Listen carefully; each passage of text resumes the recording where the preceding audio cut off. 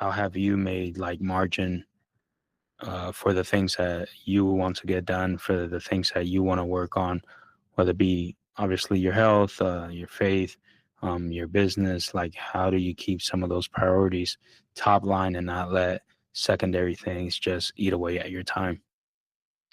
I think for me, like when we talk about simplifying and decluttering, it's all about getting back to the basics, right? Hmm. So when we consider like our lives get so hectic and they do get cluttered, right? So like say when you move into a house and you bring some of the things that you had from the old home into the new one and you stay there Hmm. for say 5 years, 10 years, you accumulate things over time and you don't really understand or notice how much things you bring in until it's time for you to move out. And then you're like, man, like I had stuff packed away in this box from when we moved in here. It's been 10 years and the box is still sitting here with all this stuff. And I think with life, that's kind of how it happens. We take on one more task, we take on one more task, we take on one more task.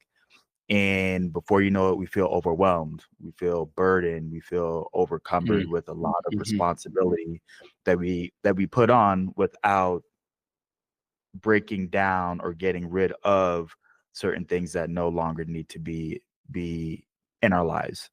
Mm. So I think for me, it has to be a part of being disciplined, number one, but also reminding myself that I am limited in my abilities. So I can only do so much and I can only take on so much. And I start to notice when I'm putting on too much, when I find that my fuse starts to get shorter.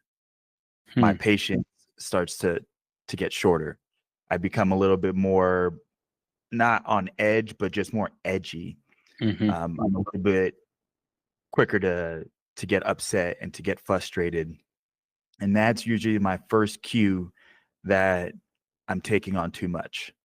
Mm. I've piled on too much stuff onto myself, and now it has become a burden, and I'm trying to carry this entire load.